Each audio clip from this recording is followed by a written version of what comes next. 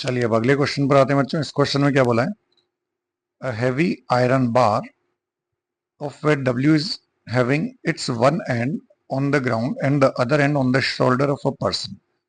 देखिए एक heavy iron bar है, इसका एक एंड जो है ये किसी पर्सन के शोल्डर पर है और दूसरे एंड को रखा हुआ है जमीन पर। जैसे जमीन से इसका एंगल दिया हुआ है theta, making an angle theta with horizontal. दूसरा एंड पर जो एक पर्सन है, इस पर्सन ने इस रॉड को होल्ड करके रखा हुआ है। ड्राइंग मेरी थोड़ी सी माशाल्लाह है बच्चों, तो थोड़ा सा ड्राइंग को अवॉइड करें, क्वेश्चन पर कंसीडर करें। तो अब देखिए क्या हो जाएगा। ये जो रॉड है, इस रॉड का जो वेट है, ये रॉड का वेट कितना है? डब्ल्यू।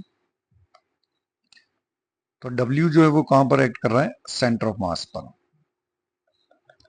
सेंटर ऑफ मास पर मतलब कितनी डिस्टेंस पर बच्चों? L/2 पर।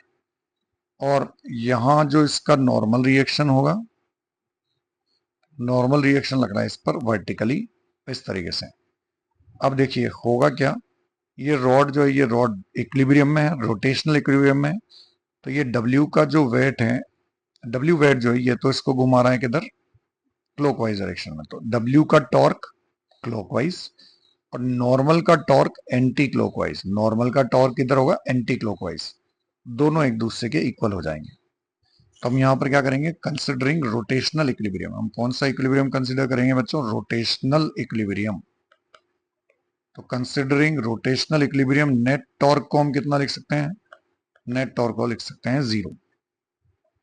अब देखिए O पॉइंट के अबाउट नेट टॉर्क अगर लिखें तो W का टॉर्क क्या हो जाएगा? W into perpendicular distance from fix point, मतलब ये वाली डिस्टेंस, ये परपेंडिकुलर डिस्टेंस, इसकी वैल्यू क्या हो जाएगी? L/2 cos theta.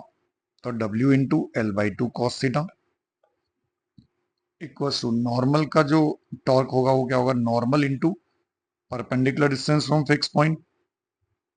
तो फिक्स पॉइंट से परपेंडिकुलर डिस्टेंस मतलब ये वाली डिस्टेंस।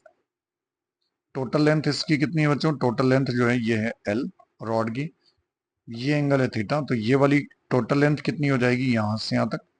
ये हो जाएगी L cos थीटा। तो हम लिखेंगे normal into L cos theta. अब देखिए L cos थीटा से L cos थीटा कैंसिल हो जाएगा, तो नॉर्मल की वैल्यू क्या मिल जाएगी बच्चों? W/2। नॉर्मली हमसे पूछा है तो नॉर्मल की वैल्यू मिलेगी W/2। ठीक है बच्चों।